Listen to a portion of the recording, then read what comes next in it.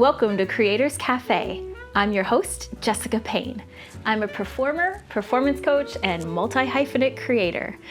I'm going to be bringing you conversations with some of my favorite creators where we talk about the sublime and the specifics of the creative journey. So grab a drink, get cozy. Let's go. Ashley Quach is a playwright and radio dramatist based in Los Angeles. Ashley is best known for her award-winning romcom podcast, Deck the Halls with Matrimony, which I was lucky enough to play Katie in. It was featured in the New York Times fiction podcast to get lost in. She has written original romance for Audible and Wondery Plus. Her play, Suitor Princess Thief, was a finalist for the Princess Grace Award and the B Street Comedy Festival. She also recently was a Mach 33 fellow with Caltech, where they premiered her new play, The Null Test. She is an author and illustrator with such works as Santa's Husband and Princess Dinosaur, and her new book is due out from Scholastic next year called Starring Sophie. Please enjoy my conversation with the fabulous Ashley Quach. Okay, welcome to Creators Cafe, my dear friend Ashley Quach. Cheers! Cheers! Yay! So Ashley and I have known each other for a long time. We met, probably at UNCG many years ago, but definitely for real. Whenever we first moved to LA, you very graciously welcomed Kyle and I with open arms and a gift basket, and you were just like the kindest person that made us feel like LA was home immediately. So thank you. It was not a gift basket. It was like one box of chocolates and we went out to dinner, but I was so happy to see you guys. I think we'd only been in LA for a couple more years than you. And every time somebody that I knew or was friends with came to LA, I was like, yes, more. Come, yes, please come and stay. And we have, so it worked. What are you drinking today? I am drinking this morning's coffee that has been reheated maybe 4 or 5 times with a little shot of hazelnut creamer, because hazelnut creamer covers all sins. Ooh, I love it. I went to a new place today and I threw away my cup, so I don't remember what it's called. I'll have to put it in the show notes. But it's adorable, and it's in a like dog grooming location, and so all of the drinks are like named after dogs, and there's a cute outside seating spot, and it's like all fake grass, so you feel like you're a dog.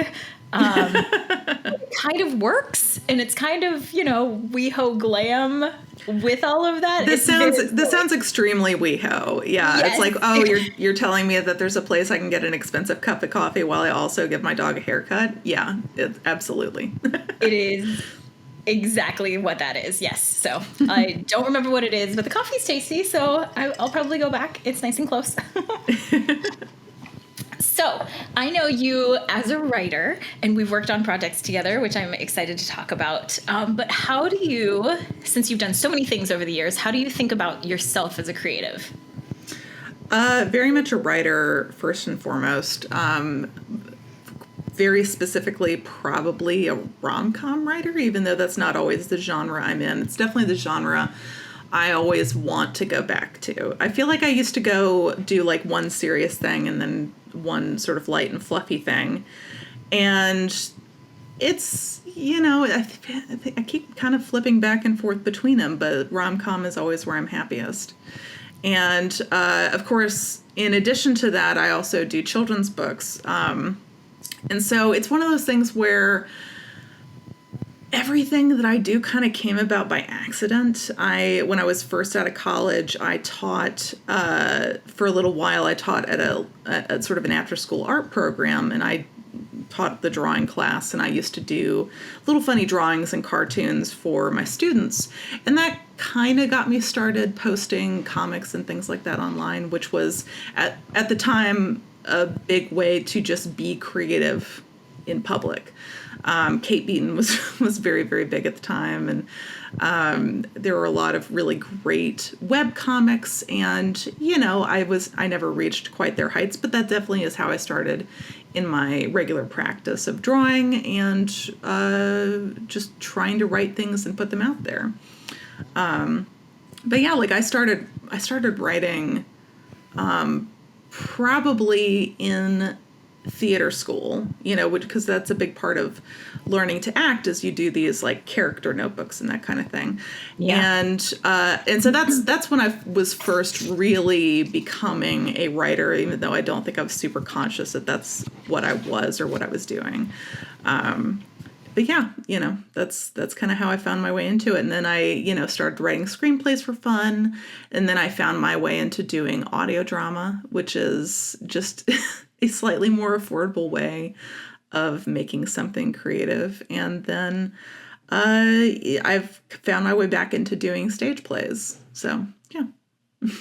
It's been cool to be part of that journey with you. Is Deck the Halls with Matrimony, which was the audio play that we worked on together first. Is that because you had written that as a script and then you wanted to actually bring it out into the world? Or what was the process of making that originally? So I, at the time, I had tried to make a couple of short films with kind of, mixed results. I'd written some that other people had produced and directed. Well, I produced on those as well. And then I had made one that I directed, and it's very expensive to make a short film. And it's tough because the stakes are so high immediately, because it's so expensive, because it requires, such a buy-in from such a number of people. And it doesn't really put your writing on display the way that you would like it to, because it's short. The whole point of a short film is to be short. And it's really a better showcase for if you're trying to be a director or a cinematographer. I feel like it's a little bit of a better showcase for that, with the exception, I will say, some people are brilliant at a short. Some people can really be clever and just really show off their genius in the short form. I am not that person. I am long-winded. I have a hard time using one word when four will do. And that's hilarious. So it was one of those things where I, at the time, was really obsessed with a British radio sitcom called Cabin Pressure. John Finnemore is this really incredible genius writer who truly, this is his medium. He was genius at writing for radio. And it was the first time when I realized how visual you could make something for the audio medium. That's really what sets that show apart. The punchlines of the jokes feel visual. And so I kind of started to get into this idea that maybe we could do that. Maybe we could make something that was longer form and in audio.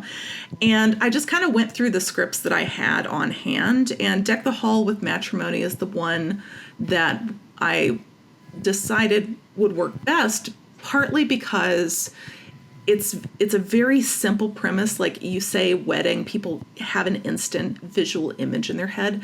It was pretty simple in terms of settings. It's basically three major sets. So it's not like doing a sci-fi audio drama where you're creating a whole new visual mental space, and it wasn't like we were flipping back and forth between 20 different settings. It was pretty straightforward, and it was just a really fun ensemble. So really the challenge there was finding the cast, which I got very lucky there. Again, this is one of those things where luck was really on our side, and it was really the reason that it came together in the way that it did, because we had the script, and I'd reached out to you and Kyle, and at the time I was just do you think maybe you would want to try to do this? Do you want to come read a couple little parts? We sat in my apartment and read it. And then my roommate at the time, Naomi, had reached out to her friend Keiko, who ended up playing Jackie on the show, and had asked her to read the script. And originally Keiko said no. And then Naomi just really insisted and was just read it. And then Keiko said yes. And then it just suddenly, because it was October 26th or something, and Paula, who plays Emma in the show, she was my co-producer on this, and she and I were both oh no. She said yes, which means we have to do it immediately, and if we don't do it really fast, we're going to have to wait a whole year to release it. So let's just do it as fast as we can.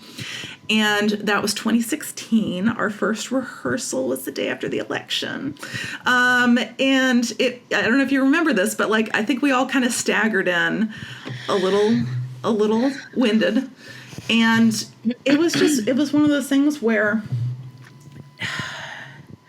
it was so fun and it was so light. And I think it was just something that we all maybe needed at that moment. It was just something fun to do. And so, yeah, I think we had 2 rehearsals. This is ill-advised. This was stupid. This was just inexperience. We recorded the whole thing in one night. It is not advisable to try to record a feature-length presentation in one night. That was bad. I didn't know. We didn't know, but we got it done, and it just had that feel of a garage band. It was like or just a ragtag group of people pulling together, and Paula's husband's college friend is the guy who was our sound designer, Kevin Rosenquan. And honestly, he was such a genius at this, I had never done this before, it was just sort of piecing together how to get this done. I think I did the dialogue edit, just on my own, kind of figuring it out as I went. I was not a super proficient sound editor. I'm a lot better now. And, it was one of those things where I delivered a dialogue edit to him, and then just a huge list of sound effects where I was just like, this here with the time codes. And bless him, he was just like, yeah, that sounds right. Just wow. kind of, and in the course of editing it, we would, I went and sat next to him, and, we made adjustments and that sort of thing. I remember one of the biggest challenges in that one, weirdly, I can't remember if it was that one or Deck the Halls 2, but there was something where we had to slap an ass, and it took it's shockingly difficult to make something sound like you're slapping an ass, because most time when you just slap something on a mic, it's just a crack. And so ultimately the answer was to slap both cheeks, and that gave it the shape of an ass slap of a sound. It's stuff like that where it's just it was a lot of fun to figure that out. Yeah. I made a lot of the props that because we recorded a lot of Foley for that, just raw, Yes. I remember I went to Salvation Army and found an old coffee percolator that I wrapped up like a Christmas present, because it rattled around a lot and it made this really great sound. Very, very cartoonish stuff breaking kind of sound. And I kind of miss it. That was one of my favorite props. And yeah, we did so much invention for this show. It was great fun. And so, like I said, the real intoxicating part of this was to come out on the other side of it with something that actually sounded like what I had in my head when I wrote it. That was the thing that, oh my gosh, if I could put that in a bottle, I could sell it for $1 million. I don't think there's anything better than getting close to what you imagined to begin with. It's just, it gives you so much confidence in yourself as a creator that okay, I can make the thing that I'm thinking of happen in real life. I'm not babbling to myself. This is not incoherent. This is something that is a clear idea, but it just filled me with such joy, because I listened to that show and I just hear all of the love that went into it and all the fun. And so immediately, of course, I was like, we got to do that again. And so Deck the Halls 2 was, I think I started writing that on January 1st, Oh, wow. Soon. So soon. And I think we went into recording in May, something like that. And a little more time for the holidays, just a little more. When it was longer too, I think it was maybe 3 hours long by the end of it. It was divided up into 4 chunks. And that was just a lot of fun. I that one definitely suffers more from lack of dialogue editing, partly because of time, just like, not having had the same kind, because like Deck the Halls with Matrimony, I had plenty of time to like edit it down and make sure it was nice and lean as a script, but also we were just indulging ourselves in Deck the Halls too. We were like, what? No, we're enjoying it. Just leave it in. It's fine. It's fun. I do like that with long form creation, there's more space for that. And so if you're looking for lean, it's not the place. But if you're looking for exploration, it works. And it's fun to kind of have that space and breathing room. It's interesting to think back and remember the writing process on some of it. Like specifically, there was one scene between Jackie and Junior that I wrote in the car outside right before I walked into rehearsal, because it was one of those things where I was like, this story is missing a beat. Yeah. I think this needs to happen. And it was just like, time's tight. You're just like, well, let's hammer it out. Let's see how it goes, But again, that's the pleasure of doing a sequel or a second season of something, is that the character so well, you kind of can just shoot from the hip. Like there's not a lot of groping around in the dark for like, well, what would they do? What would they say? It's all fan fiction at that point, Well, and it's so fun to get to spend time in a character, because that's not something that we get to do as actors very often, where it's not just the original piece that you're presented with, but the continuation of it. What happens in the next chapter in their story? How do they act when they're around all of these different people? How do they evolve? And so it was really beautiful to get to play Katie, who had a real arc and really evolved a lot over, especially number 2. I loved Katie in number 2. I mean, I loved Katie in number 1. It's so funny because Katie is sort of the villain foil in the first one. I mean, we get our soft moments with her eventually, but like,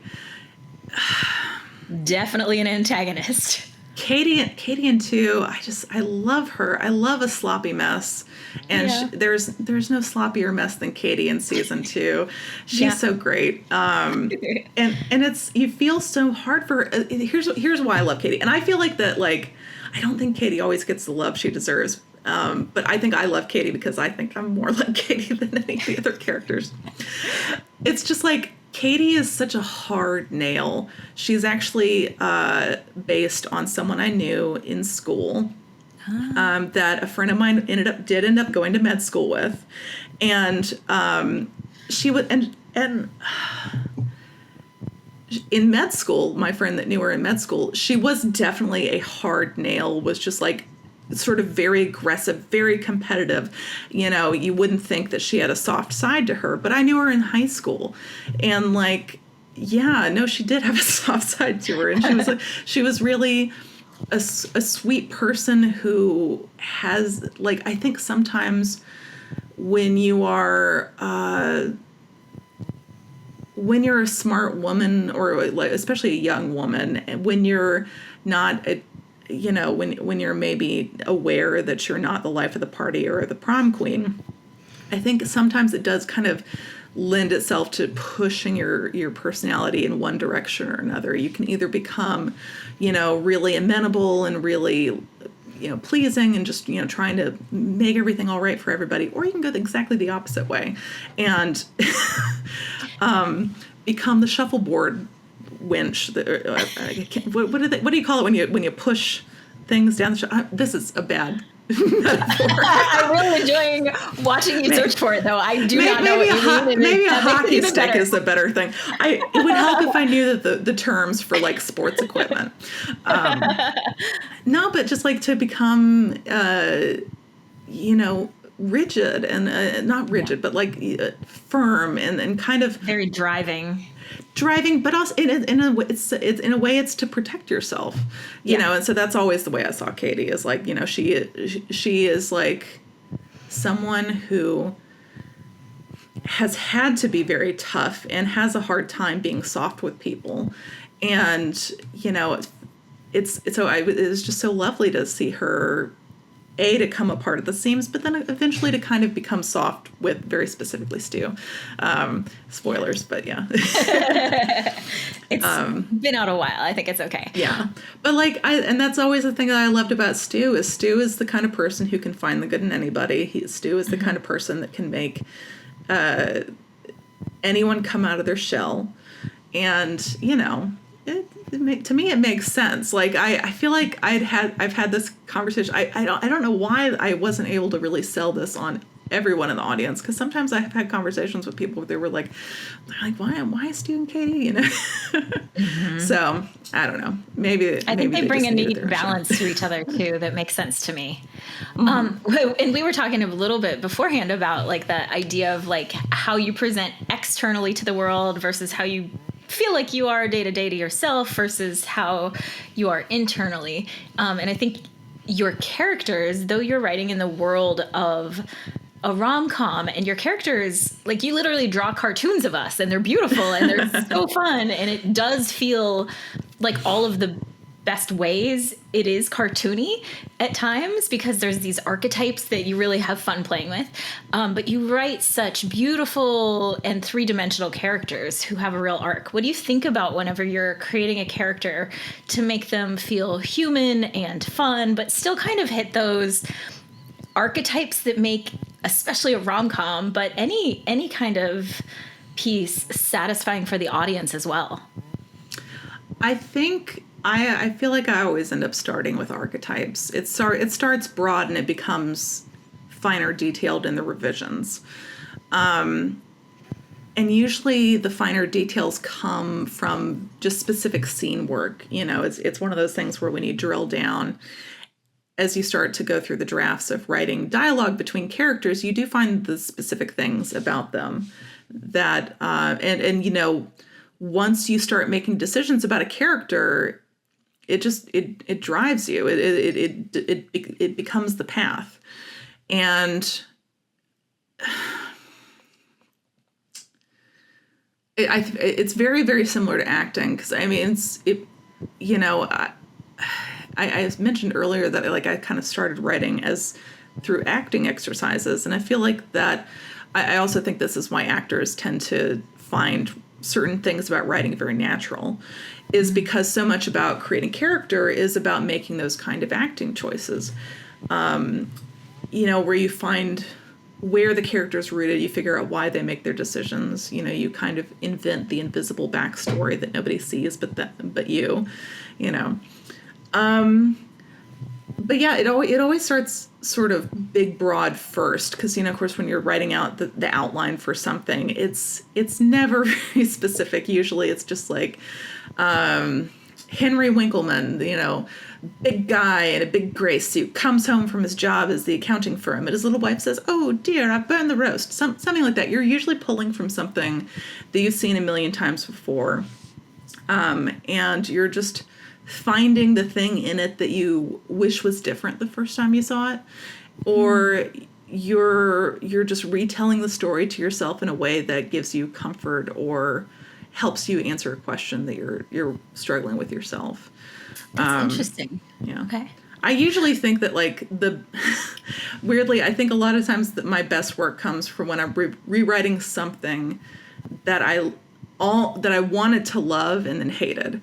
I've heard people talk about that. Is like, that's a great way to get started as a writer, mm-hmm. is to find something that made you angry because you almost loved it and fix it. Yeah, you know, where you just find the thing that you love so much and you pour everything that you loved about it into it. Like, my favorite unmade thing is, I affectionately call it the ballet movie, and I wrote it because I hate Center Stage.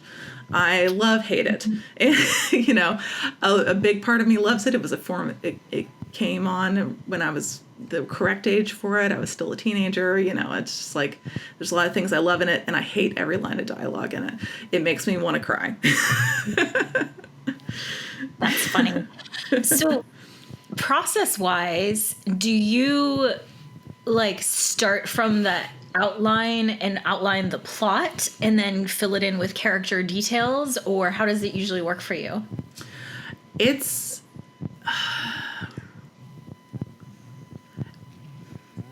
varies a little bit. Like, I tend to be an outliner, but I feel like in the last couple of things I've done, I've sort of started with a pretty loose outline and not drilled down too deep in the details. This is partly because So I've got a toddler now, a 2-year-old, and ever since I had a child, you find that you have less time to do anything. Yeah. And so while it used to be, I feel like I would write outlines that would run like 10 or 15 pages. They would be extremely detailed. You're getting all the beats out, and you still have trouble when you do an outline and you go to draft like that. There will be something that hitches you. I always hit the jump from like act 1 to act 2, and it catches me on my toes every single time. I feel like that's the point of the draft, when you're kind of like, oh, this is stupid. Nobody's going to like this. Why do I bother? And it used to be that I had enough time to just sort of hammer through it and just sit at my computer for like 8 hours a day for like a week, and then I would eventually be past it. And now it's tougher because like I get 1 or 2 days a week when I get maybe 4 hours to myself to actually like sit at my computer and work. And then everything else is like an hour here, hour there, stolen from like 5 o'clock in the morning, 10 o'clock at night, that kind of thing. And so as a result, like the last couple things I've worked on have been much looser outlines, and it's kind of like working out without a net. I don't like it. I don't recommend it. But if it's necessary and you're getting it done, you're finding a way. Well, it's like the thing I'm working on now, it's like I'm definitely seeing the drawbacks, because the thing I'm working on now, I started over twice because I got to about the halfway point and I was like, I am on the wrong track.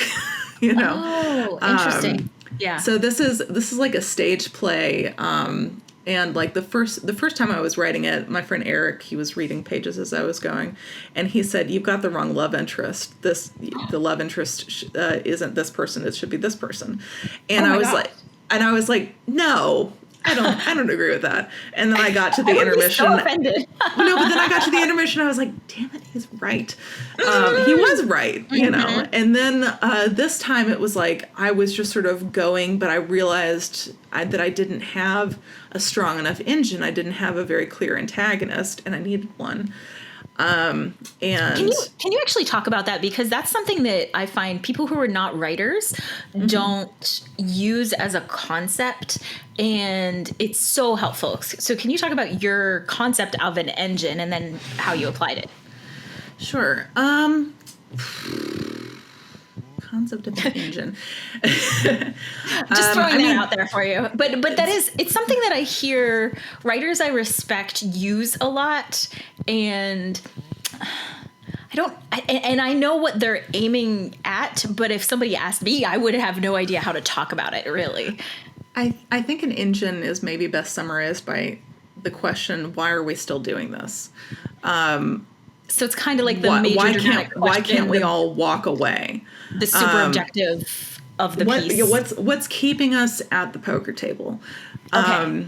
And so in the thing that I am working on, the issue was that the antagonist was like the sort of public at large. There wasn't like a single focused figure.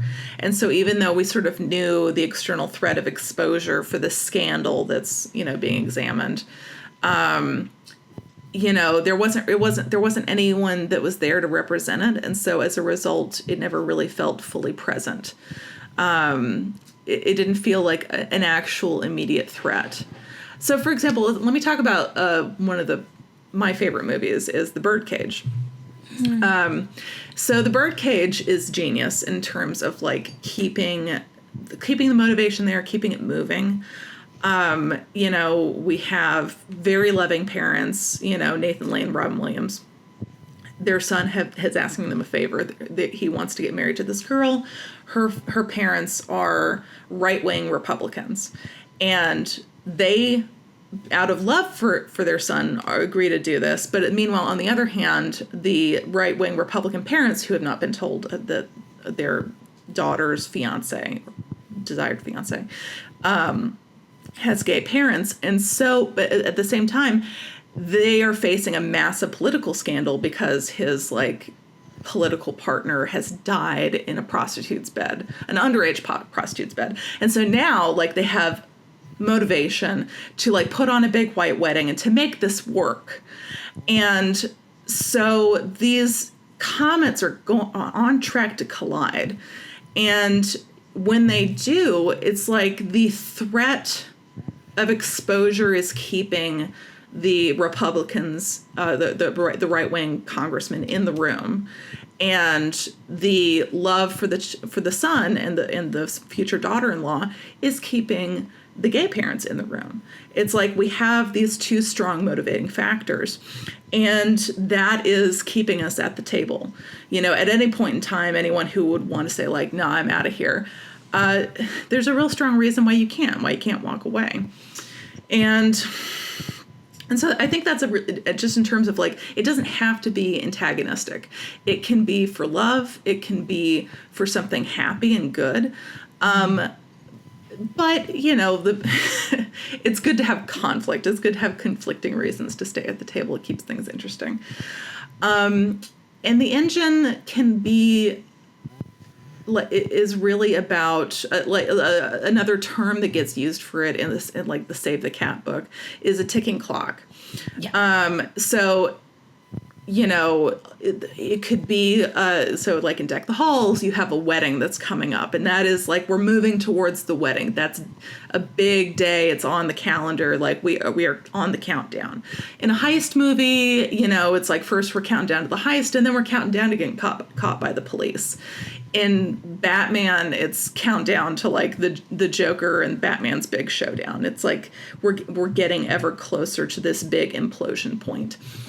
And even in the Great British Baking Show, like there's so little conflict, but there is still a driver because there's the ticking clock every time. Yeah, exactly. And so, you know, so when you talk about engine, think about like what is going to keep your audience strapped in the seats? What is giving the characters forward motion and momentum? Like, what are we, it's like if this is a game of Mario, we're moving across the screen. What are we moving towards? What's the castle? You know?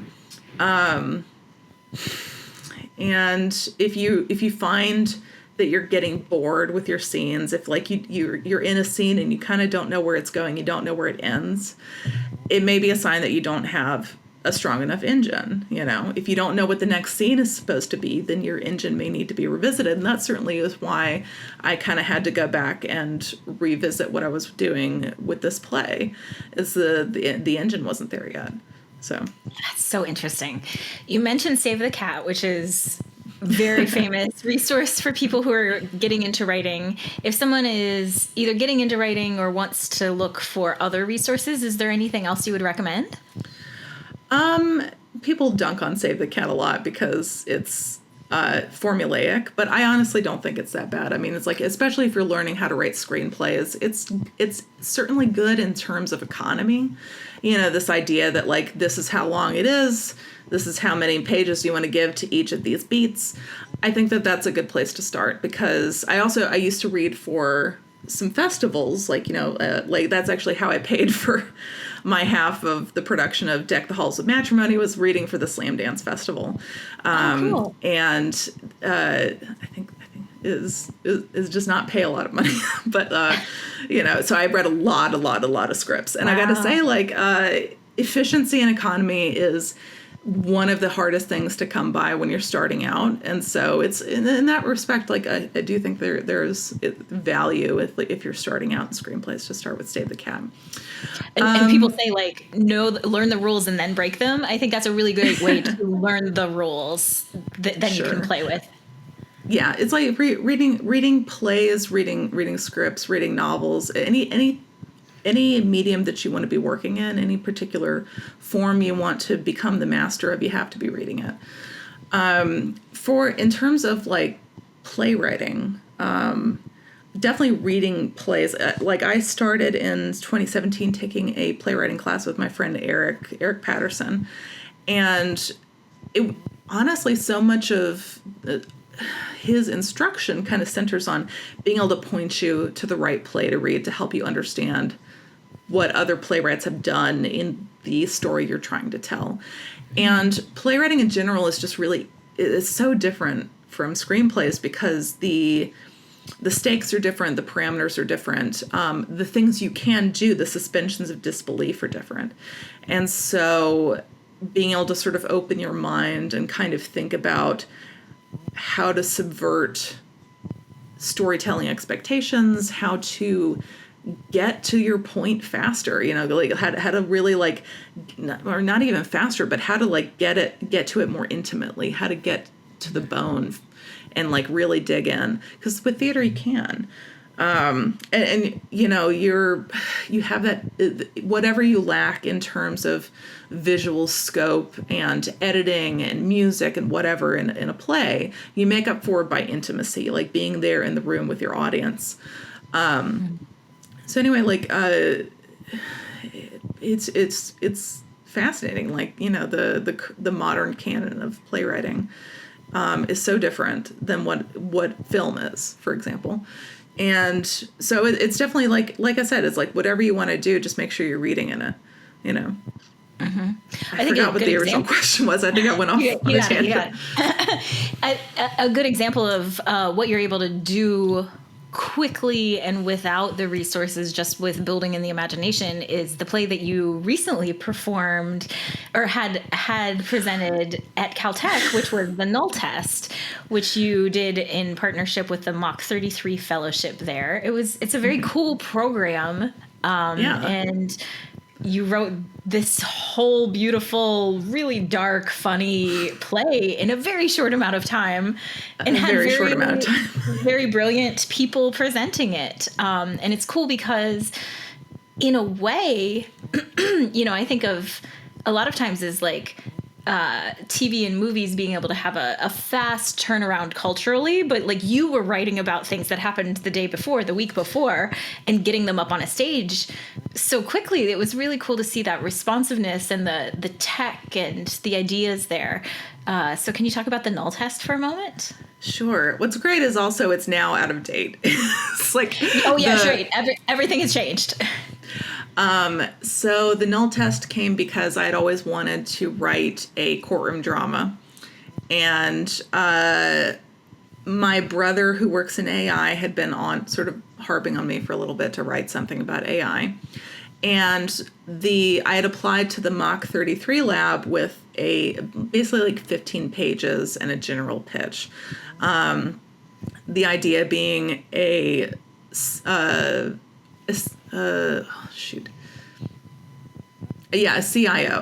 that's right. I think originally I had her as a CFO, and then I changed it to CIO. A CIO she dies in her self-driving car when it drives into a lake. And the result, the thing that made her car crash ends up sort of filtering out into the entire fleet of automobiles. And with these massive casualties going on and destruction of property and whatnot, there sort of comes a public cry for, justice. And so as a result, the CEO hands over the person who created the technology to be tried for her death. And there we follow the story of this engineer who has been training an AI program. The idea is that the AI, you're training it to think like you. So, as opposed to like other auto driver programs where like it's basically glorified cameras. Like you're training it to read the road, you're training it to look for hazards, you're training it to like understand traffic regulations and whatnot, whereas they sort of went the way of trying to just duplicate your own mind, and to make it drive like a human, And so, in the course of the murder trial, or the wrongful death trial, the AI generated personality of the deceased woman is put on the stand. And, yeah, that's it. That's the story. And of course you have like the lawyers and the judge. The judge is a fun character. I always like writing a crotchety old judge. I can write a crotchety old man forever. I could write Junior really well in Deck the Halls. I could write this judge without even thinking about it. You know, it's I don't know why I have that. When you just hear, do you hear voices or see characters, or it just kind of flows?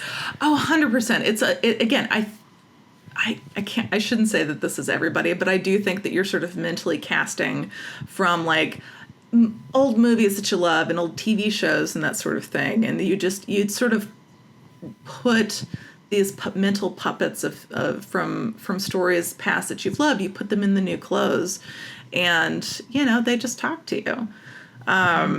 You know, and sometimes I've found that, like, when you find the right mental casting, then the character really starts to stand up and talk.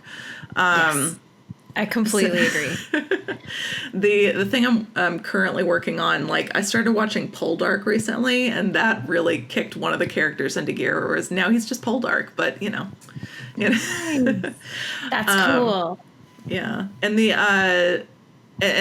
you know, in the Null Test, there's a character that's very Better Call Saul. You know, it's you know, there's a lot of Saul Goodman in there with him, and yeah, like, you know, it was one of those plays that came together very quickly out of necessity because due to one thing and another, I didn't really start working with my advisor until February, and I had to turn it around really quickly because we started rehearsals in April. And so the last couple of weeks of like when we were having rehearsals, like I was able to sort of go and do some rewrites and try, like the ending really didn't come together until the rehearsal process. And I had a really great director, Melissa Coleman Reed, who was material and sort of helping me find the motivation for sort of the evil CEO. And, you know, so it was one of those things where it was a tightrope. It was just sort of materializing as we went, and it was sort of, I had a vague outline, and then it was just like putting one foot in front of the other. And so, but yeah, the entire time I was just like, I was reading the news, you know, and like reading everything that came up, and we were in a real period of, this has been a weird, explosive year for AI news in general, and yes. a lot of CEOs just showing their whole ass. And, you know, of course, at the beginning of the year, we had like Elon Musk and Doge, you know, and Sam Altman has been a real piece of work all year, you know, and so there was never a shortage of anything going on in the news. But what's really crazy is that, like, we haven't, the most explosive AI news didn't really come out until after I'd written the play. So like in the summer, there were so many articles about the number of suicides that have been connected to these chat robots. And it's one of those things where I'd seen some news of that at the beginning of the year. It's just amazing to me how that, you know, it's just, these things happen so fast, and the risks are there, and like we've been talking about them, but then like we're starting to see the real evidence, you know. So it's last night there was news that Waymo drove past a police barricade. It drove into like into a shootout. Yeah, it drove into a shootout because Waymo doesn't know. With like a person in the back who's like, hello. Yes. Knock, Waymo is just, wow. What, like, I don't want to talk too long about it. I think your work is timely, and it was cool to see it. I'll tell you, like the week after we did the reading, because I mentioned that like the AI generated testimony, you know, of the deceased woman on the stand. The week after we did the reading in Arizona, a judge allowed an AI generated video of the victim to give testimony at the sentencing trial. And the thing, it just makes me insane because like the victim's sister wrote the script, and it was sort of drawn from video and images that the family had. And after it ran, the judge, this is entirely inappropriate, began calling the victim by his first name and saying, I feel like I can do, and traditionally he would call him like Mr. Smith or whatever. And he said, I feel like I can do that. I feel like I know him now. That's not good. That's not good. It is because ultimately, here's the thing. It is not him. It is. You do not know him. Wow. You don't know him. And furthermore, you don't know what he would have said or what he would have wanted. And the thing is, it is so hard when you are the victim's family and you have these very strong feelings. And of course you want justice, but this is not justice. And this is not a thing that should be allowed in a courtroom. And it so freaks me out because it's like in the last couple of months, we've seen government accounts tweeting out AI generated videos and like political campaigns using AI generated videos of their opponents, like it happened in the Zoran campaign. It's creepy. It shouldn't be allowed. And it's one of those things where it's probably going to get worse before it gets better. So, oh no. Yeah, don't do it. Don't use AI, guys. Like, it's okay to not use AI. Just don't. Do you know when it's a bad idea versus a good idea versus a let's try it? Or is it, do you have to wait until your friend says you got the wrong love interest? Or is it a mix of that? So to be clear, the reason my friend told me it was the wrong love interest is because I was writing a play, not a screenplay. If I'd been writing a screenplay, it probably would have flown. But when you're writing a play, economy matters. The number of characters on stage matters. Sometimes you got to use what you got. You got to use the whole pig. So okay, so he's not saying this is the wrong person. He's saying from a producing standpoint, it's going to work better if it's this. That's a real, because there's a big difference between like good idea, bad idea versus producible idea. Oh God, yes. We could let's talk about both. Yeah. So do you know when you have a bad idea versus a good idea? I don't think so. I think you know when you have a good idea because it really energizes you. Something really lights you up. You can't stop thinking about it. You're like, yeah. It's like when you have a great idea, that there's something juicy there. Even if you don't execute it well, you know that the idea itself has a lot to offer. It's like when we have the first idea, the thing where we're like, oh yeah, I'm going to write this thing. I've got this idea for this. It's like making eyes with someone across a bar. You're just like, it's the first flirtation. It's the first interest. And you're like, yeah, I could see this. But like the good idea is like the first 5-hour conversation you have with that person, where it goes from being, because most good ideas are interchangeable. And that's honestly one of those things where I feel like the longer that you do any creative practice, you kind of learn like any good idea is great. You're not going to get to all of them. Keep a list. You'll get to it when you get to it. But then sometimes you do get that great idea which is the extension of that first idea where like I said, it's like you're really falling in love with it. You're really getting into it. You're finally sinking your teeth into it. You found the thing that is the next step, the next idea. And that is what it means to write a first draft, is you're just going to the next idea, and it will come eventually. You will get the next idea. And if you can't come to the next idea, it's time to walk backwards and rip up the bricks and try again. There is no such thing as an idea that you can't finish, but sometimes it does require ripping things apart and trying again. And, and sometimes you don't want to put that much work in, and that's fine. Like, not every project gets done.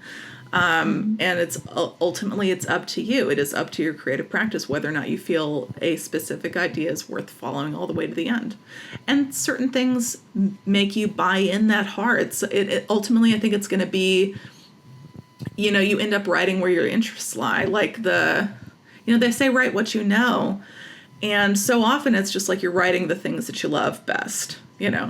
Because that's what you have the energy to actually stick with. That's the stuff where you're not going to quit early. It's the stuff where you have like this huge wealth of information to draw from, because like that's where your passion is. That's what you spend all your free time reading about and thinking about, The thing I'm working on right now is set within the British royal family, because I am ashamed to say I'm one of those people who knows way too much about the British royal family. But now this is where it pays off. It was all just research. Yeah, it was all just research. It always gets you somewhere. Yeah. How do you find opportunities to create, whether it's financial or something that's like the fellowship, or whether it's something that's like Santa's husband, which was a pitch online? Like that's a fun story. But how do you find work and opportunities that are a good fit for you? Because some of your work you just create and you produce yourself, but not all of it. So how do you find that mix? This is a mixed bag, because a lot of things just come from doing things for fun and then putting them out where people can see, and then you kind of go on to the next thing. So the Santa's husband thing actually came about not because of that one pitch, but because before that I had found Daniel's tweets. This is Daniel Kibblesmith, my co-creator on Santa's Husband. And I just really loved his jokes. I loved the way he wrote. And there happened to be one particular tweet I thought was really funny. It just lit my brain up and made this visual picture. And the tweet was, when they say live from New York at Skeleton Fight, why don't they ever show the skeletons fighting? And it was one of those things where the idea was so crystal clear in my head that I got out of bed and I went to my desk and I drew literally all night. And when I finished, I filmed it with my phone, kind of like as if I was doing the Saturday Night Live, opening trailer. And it was one of those things where it was freaking 4 a.m. or something. And then later somebody ragged me online for being like, why are you breathing so loud? And I was like, it was 4 a.m. I wasn't thinking about it. And of course it's the phone is right next to me. I'm going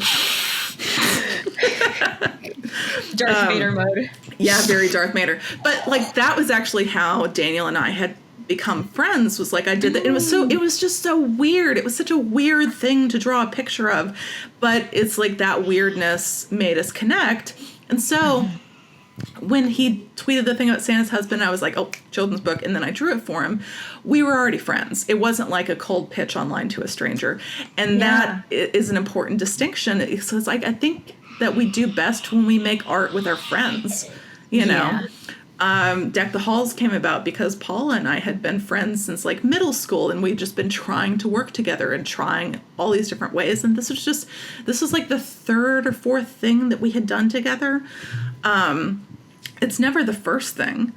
Mm-hmm. So making things for the fun of it, for the love of it, making things with your friends. And then once you do that, sometimes opportunities to do other things come around. And this is when you kind of get into the hairy situation of sometimes making work that you maybe if you had been just doing it for fun on your own, you might not have gotten all the way to the end.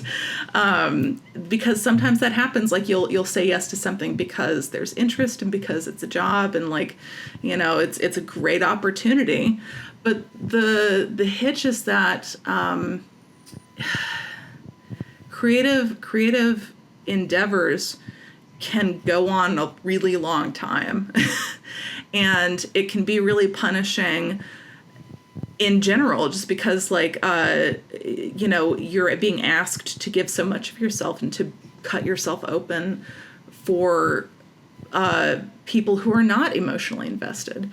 And the thing is it can be difficult if you are not 100% being loved back by the thing you're creating. If you're not getting joy out of it and getting fun, it can be really difficult to survive all the way to the end of that process. And I've been lucky enough that I haven't been through that situation too many times, but I have been in situations where I've been writing something where I do love it and I am very much enjoying it. And then the people I'm working for are not enjoying it, and that's tough. that is a really tough situation. Anytime where there's a gap, an enthusiasm gap at all, is tough. Well, and the thing is, you don't always know what's going on. There was a particular project I worked on where we didn't know until until it was already done that like the company that we were working with was being downsized by another company that had acquired it. And when we found out, I was like, oh, a lot of the tension makes sense now, you know. Whoops. Like, it literally wasn't you. It had nothing to do with you, but it still affected you. It might have been a little bit me, but, you know, like, I think even if they had been having the greatest year of their career, they might not have actually liked the stuff I was turning in. But, you know, but I liked it. That's what's important. Yeah, but coming back to the producibility question, which I think is really important to talk about, and also going back to like finding opportunities. So that I talked about like professional opportunities kind of coming from things that you've done out of love, but you know, then there's the sort of the question of self-production and making things on your own, which is sort of an element of that. And in each discipline, there's sort of different best practices for like what is most producible, what's most manageable. And I have not done great at being most producible or most manageable, you know, like none of the audio dramas I've ever made have been cost effective or sensible, you know. Possibly the third season of Deck the Halls, when it was like a lot of two-handers and three-handers, that was very producible and manageable, you know, because we had to be, because like, you know, people were having new time commitments and we just kind of had to work around things. But yeah, no, I've always been very much a maximalist. So this is not advice that I'm trying to do better with following this advice. And it was really the like writing more for plays. Like in 2020, I started writing a three-hander play, and it was partly I had set the challenge for myself where I wanted to write a 3-person play, and just to see if I could get it done. And I had to be that strict with myself in order to actually get there, because I've definitely found that my flaw is like I will add a character in a heartbeat. I'll be like, this is lagging a little bit. Like maybe we just need to add a little character here. Like, here's a funny joke that doesn't fit in any mouth that I've got on stage yet. How about a new person? Yeah. It's terrible. Well, and I think I'm attracted to the large world and the large ensemble. So that's one of the reasons I love Deck the Halls, is there's so many fun characters. But they get to be played by a smaller number of actors because of the format. So it's a different story. But what's interesting about theater is that it's kind of different requirements depending on what venue you're writing for. So there are people who make a living writing plays for high schoolers to perform. And so in that one, you want to write as many characters as humanly possible into your play, because there are going to be 30 kids that need parts, and every single one of them needs to talk. One of the I don't remember the name of this, but there's one guy who has like written like 6 or 7, or maybe it's more than that, different versions of the same play where it's like scenes in a restaurant. That's not the name of the play, but like it's like a dozen different scenes where it's like 2 people at a restaurant, and it's like every scene is we're totally resetting where we are and who the people are, and it's just a bunch of tiny plays, 2 people at a time, perfect for high school. I've got a friend who teaches at a high school and writes a lot of dramas for her students, and like, yeah, it's like you're just trying to get as many like speaking roles in as possible. Meanwhile, for like your average community theater, you're looking at like kind of a max of like 6 or 7 actors. Like you can have as many characters as you want as long as people can double up, but 6 or 7 is sort of the cap. And that's pushing it. Like they would really love it if you could get it like 4 and under, you know, that sort of thing. But then it would be so weird on film if you were having the same person play multiple characters. So you'd much rather just hire another person for the day. And you've seen in like it's interesting. It's always interesting to me to see film adaptations of plays, because a lot of them do struggle with that, because something that is really intimate and really active and interesting as a play, where it's like Night Mother, for example, 2 people. And the plot of that, spoiler if anyone's never read my Night Mother, a woman is telling her elderly mother that she is going to go into the next room and kill herself. And that's the whole play. That is the entire play. And talk about an engine. Like, there is a very definitive end we are driving towards. One of the characters doesn't want it to happen. The other one says, no, it's going to happen. That's the whole play.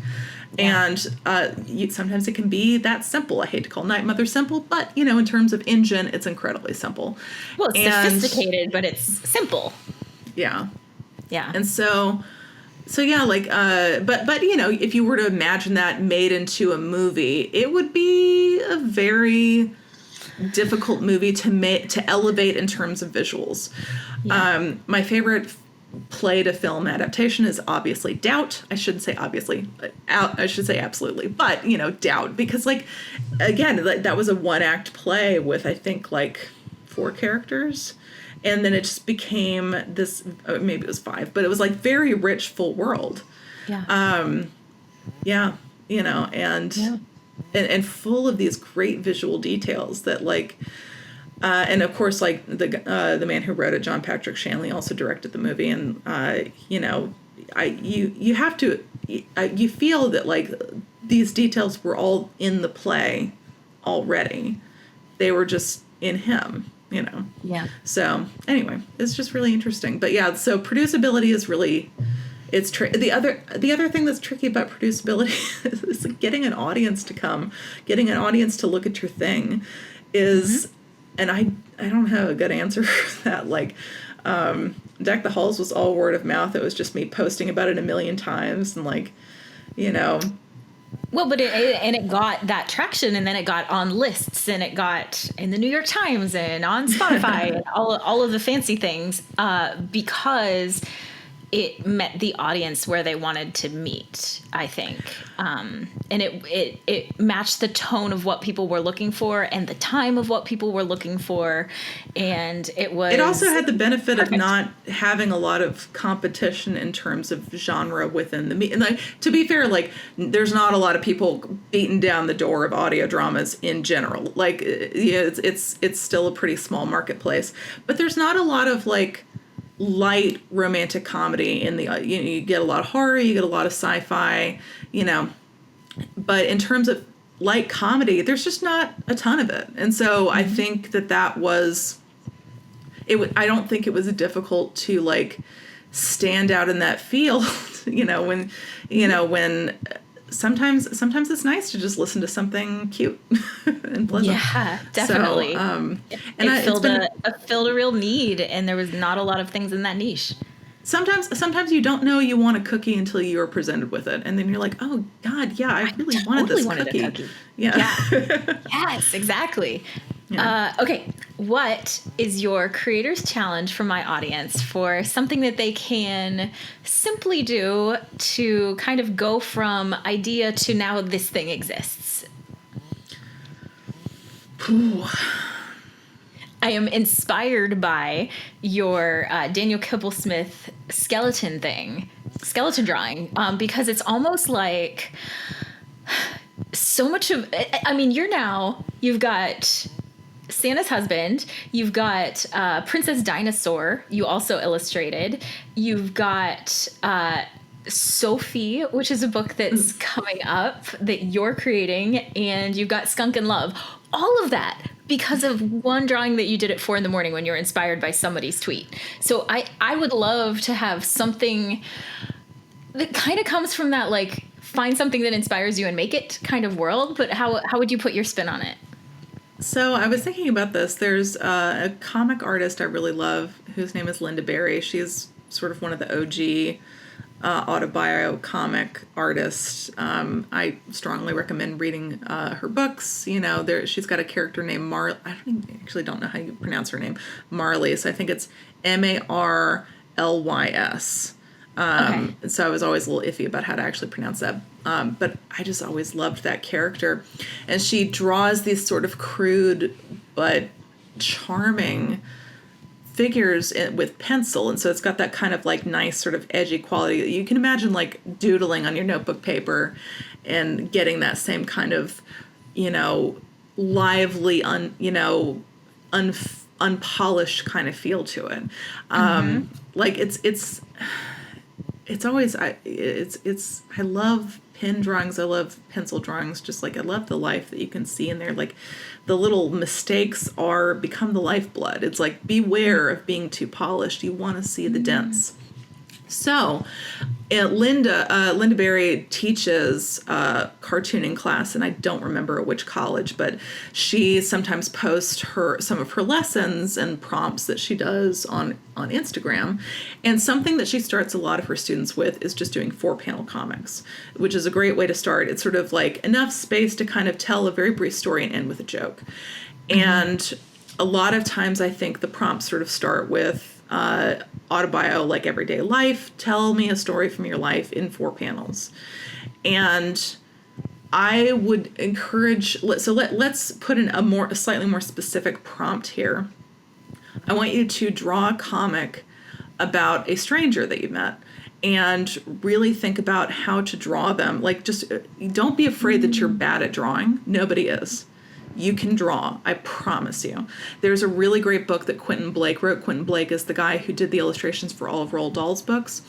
It was a Klutz book, and I think it was called Anyone Can Draw. And his philosophy is just that, yes, you can draw. It just has to look enough like what you're trying to get at. Like, he draws a pair of glasses, and it's 2 circles and a stick, and he's like, done. And that is all you have to do. It just has to kind of pretend you're playing Pictionary with us, your audience. You just have to get close enough. Yeah. And so pick somebody that interests you, that you have encountered in your everyday life. You don't have to have had a big encounter with them, but see if you can find 4 panels worth of story to tell me about them. So that is my suggestion. And in addition to your 4-panel, spend some time doodling them. Like, get comfortable with it, because let your hand break in the character before you go to draft. And you could probably think about that the same way when you go to write any kind of play or creativity. You got to spend some time with the character, breaking them in before you get there on the page. So yeah, put them in different situations before you put them in the real one. See how they would respond. Yeah, doodle.